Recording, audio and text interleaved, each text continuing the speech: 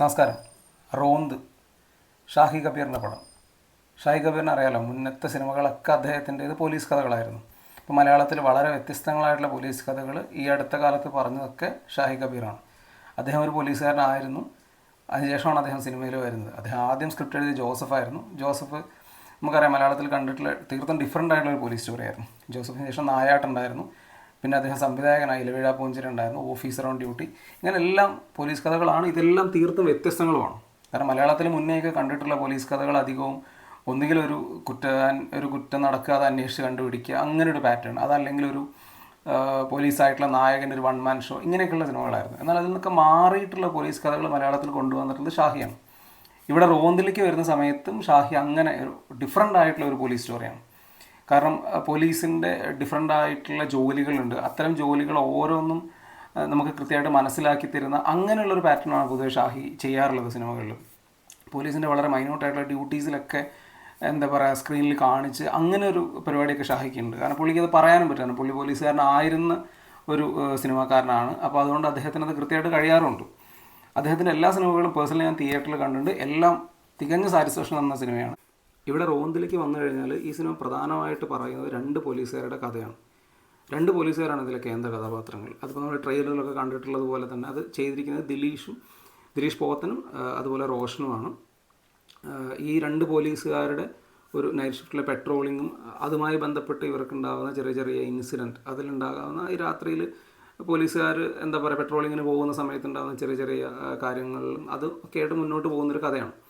അപ്പോൾ അതിനിടയിലുണ്ടാകുന്നൊരു പെർട്ടിക്കുലറുള്ള സംഭവം, ആ സംഭവത്തിൻ്റെ തുടർന്ന് ഇവരുടെ ഇൻവോൾവ്മെൻറ്റും കാര്യങ്ങളും ഒക്കെ ആയിട്ടാണ് കഥ മുന്നോട്ട് പോകുന്നത്. പെർട്ടിക്കുലർ പോലീസ് സ്റ്റേഷൻ, ആ പോലീസ് സ്റ്റേഷൻ ധർമ്മശാല എന്ന് പറയുന്നൊരു പോലീസ് സ്റ്റേഷനാണ്. അത് കുറച്ചൊരു വളരെ റിമോട്ടായിട്ടുള്ള ഒരു ഏരിയ ആണ്. കാരണം പെട്രോളിങ്ങിന് പോകുന്ന സമയത്തൊക്കെ പോകുന്നത് ഒരു കാടും അല്ലെങ്കിൽ അത്തരത്തിലുള്ള ഒരു ഗ്രാമപ്രദേശം ഒക്കെ ആയിട്ട് പോകുന്നൊരു സ്ഥലങ്ങളൊക്കെയാണ് കാണിക്കുന്നത്. അപ്പോൾ അങ്ങനെ സെറ്റ് ചെയ്തിട്ടുള്ള ഒരു സ്റ്റോറിയാണ്. അത് ഇവരുടെ ഒരു പേഴ്സണലായിട്ടുള്ള കാര്യങ്ങളും മറ്റൊക്കെ കൃത്യമായിട്ട് കമ്മ്യൂണിക്കേറ്റ് ചെയ്തുകൊണ്ട് ഷാഹിക്ക് പറ്റുന്നുണ്ട്. പ്രത്യേകിച്ചും ഷാഹിയുടെ സിനിമകൾ അങ്ങനെയാണ്. നായകന്മാരായിട്ടുള്ള അല്ലെങ്കിൽ പ്രധാന കഥാപാത്രങ്ങളുടെ ഒരു ബാക്ക്ഗ്രൗണ്ട് ഉണ്ടാവും. ആ ബാക്ക്ഗ്രൗണ്ടിൽ ഇമോഷണലി നമുക്ക് കണക്ട് ചെയ്യാൻ പറ്റും. ഇപ്പോൾ ലേറ്റസ്റ്റ് ആയിട്ട് വന്ന ഓഫീസർ ഓൺ ഡ്യൂട്ടിയിൽ വരെ അങ്ങനെ ആയിരുന്നു. ഇവിടെയും അതുണ്ട്. ഇവിടെ രണ്ട് പോലീസുകാർ, ദിലീഷ് പോത്തനും അതുപോലെ റോഷനും ആണെങ്കിൽ അവരുടെ പ്രധാന കഥാപാത്രങ്ങൾ അവർ തന്നെയാണ് പ്രധാന കഥാപാത്രങ്ങൾ. അവരുടെ ഒരു ബാക്ക് സ്റ്റോറി, അവരുടെ ഒരു പേഴ്സണൽ ലൈഫ് കൃത്യമായിട്ട് നറേറ്റ് ചെയ്യുന്നുണ്ട്. അതിലൂടെ നമുക്കൊരു ഇമോഷണലി നമുക്ക് കണക്ട് ചെയ്ത് പോകാൻ പറ്റുന്ന രീതിക്കുള്ളൊരു സിനിമ. അപ്പോൾ ഈ സിനിമ അവസാനിക്കുന്ന രീതി ഒരു യൂഷ്വൽ ആയിട്ടുള്ളൊരു കൊമേഴ്ഷ്യൽ പടം പോലെ അല്ല. ഇത് ഇപ്പോൾ നായാട്ടൊക്കെ പോലെ ഒരു വളരെ ഹോണ്ടിങ് ആയിട്ടുള്ളൊരു ക്ലൈമാക്സിൽ സിനിമ എൻഡ് ചെയ്യുന്നുണ്ട്. വളരെ എന്താ പറയുക, ചെറിയ ചെറിയ കാര്യങ്ങൾ കണക്ട് ചെയ്തിട്ട് പോലീസുകാരുടെ ഒരു ലൈഫ് പറയുന്നൊരു സിനിമ. കാരണം പോലീസുകാരുടെ എവിടേക്കാണ് പോലീസുകാർ സ്ട്രഗിൾ ചെയ്യുന്നത് എന്ന് കൃത്യമായിട്ട് വരച്ച് കാണിക്കുന്ന ഒരു സിനിമയായിട്ടാണ് പേഴ്സണലി എനിക്ക് അനുഭവപ്പെട്ടത്. ഷാഹിയുടെ മുന്നത്തെ സിനിമകൾ പോലെ തന്നെ ഭയങ്കര ക്വാളിറ്റിയുള്ള സിനിമയാണ്. വളരെ ക്വാളിറ്റിയുള്ള മേക്കിംഗ് ആണ്.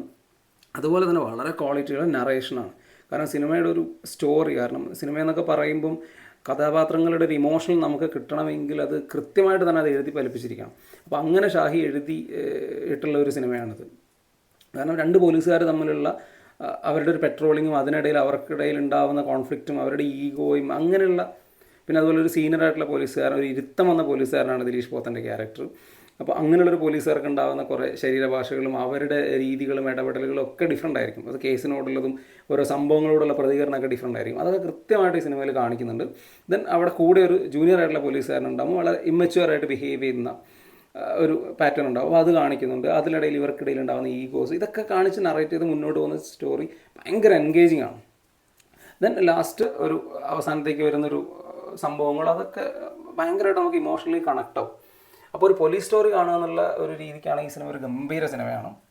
എനിക്ക് പേഴ്സണലി ആകെ ഇതിനകത്തൊരു ചെറിയൊരു പ്രശ്നമായിട്ട് തോന്നിയ കുറച്ചൊരു സ്ലോ നറേഷനാണ്. മേ ബി സിനിമ ഡിമാൻഡ് ചെയ്യുന്നത് അത് തന്നെയാണ്. പിന്നെ അതുപോലെ തന്നെ ഒരു കൊമേഴ്ഷ്യൽ സിനിമകളുടെ ഒരു പാക്ക്ഡ് ആയിട്ടുള്ള ഐറ്റംസും ഇതിനകത്തില്ല. പിന്നെ ആക്ഷൻസ്, അതുപോലെ തന്നെ അങ്ങനെ ഭയങ്കരമായ ത്രില്ലിങ് പരിപാടികൾ, ദെൻ ഡയലോഗ് ത്രൂ ഉള്ള കോമഡി, അങ്ങനെയുള്ള പരിപാടികളൊന്നും ഇതിനകത്തില്ല. ഒരുപാട് കാസ്റ്റിങ്ങുള്ള, മെയിനായിട്ട് ഈ രണ്ട് പേരുടെ പെർഫോമൻസിലാണ് മെയിനായിട്ട് നിൽക്കുന്നത്. പിന്നെ അതുപോലെ ഇതിനകത്ത് മറ്റു വന്നിട്ടുള്ള ചെറിയ ചെറിയ കഥാപാത്രങ്ങളുണ്ട്. അപ്പോൾ അതിൽ പ്രധാനമായിട്ടുള്ളത് ലക്ഷ്മിയാണ്. ലക്ഷ്മി നമ്മുടെ മിഥുൻ രമേശിൻ്റെ വൈഫായിട്ടുള്ള ആൾ. അവർ ഒക്കെ നന്നായിട്ട് തന്നെ ഇത് ചെയ്തിട്ടുണ്ട്. അതിന് സിനിമയിൽ എവിടെയും പ്രത്യേകിച്ച് വേറെ പ്രശ്നങ്ങളൊന്നും തോന്നിയിട്ടില്ല. ഷാഹി കബീറിൻ്റെ വളരെ ക്വാളിറ്റിയുള്ള ഒരു സിനിമയാണ്. തിയേറ്ററിൽ തീർത്തും എൻജോയ് ചെയ്യാൻ പറ്റുന്ന ഒരു ത്രില്ലിംഗ് പാറ്റേൺ തന്നെയാണ് പടം ഫോളോ ചെയ്യുന്നത്. പോലീസുകാരുടെ ഒരു സ്റ്റോറി പറയുന്നൊരു സിനിമ എന്നുള്ള നിലയ്ക്കും കൂടെ ഇതിനെ നമുക്ക് അപ്രോച്ച് ചെയ്യാൻ പറ്റുന്നതാണ്. ഓഫീസർ ഓൺ ഡ്യൂട്ടി പോലെ കുറേ മാസ് എലമെൻറ്റുകളൊന്നും സിനിമയ്ക്കകത്തില്ല. ഷാഹി കബീറിൽ നമ്മൾ എത്രത്തോളം വിശ്വാസം അർപ്പിക്കുന്ന ഓരോ തവണയും അത് പുള്ളി അതേപോലെ തന്നെ പുള്ളി അത് തിരിച്ചു തരാറുണ്ട്. എവിടെയും പുള്ളിക്ക് പാളിയിട്ടില്ല. കാരണം ഇതുവരെയുള്ള പുള്ളിയുടെ സിനിമകൾ എടുത്താൽ അതിലെ റൈറ്റിങ്ങിലാണെങ്കിലും പുള്ളി ഡയറക്റ്റ് ചെയ്ത പടമാണെങ്കിലും എവിടെയും പുള്ളിക്ക് പാളിയിട്ടില്ല. ഇവിടെ അത് അതേപോലെ കണ്ടിന്യൂ ചെയ്യുന്നുണ്ട്. പ്രതീക്ഷ ഉണ്ടായിരുന്ന സിനിമയ്ക്ക് ആ പ്രതീക്ഷ വെച്ച് തന്നെയാണ് തിയേറ്ററിൽ എത്തിയത്. അതിനെ തീർത്തും സാറ്റിസ്ഫൈ ചെയ്യുന്നൊരു പടം, തീർത്തും സാറ്റിസ്ഫൈ ചെയ്യുന്നൊരു പടം.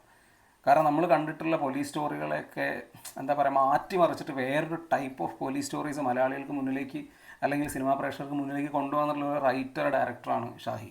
ഇപ്പോൾ ഷാഹി അത് കണ്ടിന്യൂ ചെയ്യാണ് ഇവിടെയും. കാരണം ഷാഹിയുടെ വളരെ ക്വാളിറ്റി ഉള്ളൊരു സിനിമ, വളരെ ക്വാളിറ്റി ഉള്ളൊരു നറേഷൻ. കാരണം 2 മണിക്കൂറും 5 മിനിറ്റ് അങ്ങാണ്ടാണ് ഈ സിനിമയുള്ളത്. പക്ഷേ ആ സിനിമയിൽ ഇതിലെ പ്രധാന 2 കഥാപാത്രങ്ങളുടെ ഒരു സ്റ്റോറി പറഞ്ഞിട്ട് നമുക്ക് അവരെ ഇമോഷണലി കണക്ട് ആക്കുന്ന ഒരു പരിപാടിയാണ് ഷാഹി റൈറ്റിങ്ങിൽ ഇത് കിഡുവായി ചെയ്തിട്ടുണ്ട്. അത് തന്നെയാണ് ഈ സിനിമയുടെ ഏറ്റവും വലിയൊരു ഇതെന്ന് പറയുന്നത്, ഏറ്റവും വലിയൊരു പ്ലസ് എന്ന് പറയുന്ന ആ ഒരു റൈറ്റിംഗ് ആണ്. പിന്നെ അതോടൊപ്പം തന്നെയാണ് എടുത്തു പറയേണ്ടത് ദിലീഷ് പോത്തൻ്റെ പെർഫോമൻസ്. റോഷനും കട്ടയ്ക്ക് കൂടെയുണ്ട്, പക്ഷേ ദിലീഷ് ഒരു സീസൺഡ് പോലീസുകാരനായിട്ട് കിഡിലനാണ്.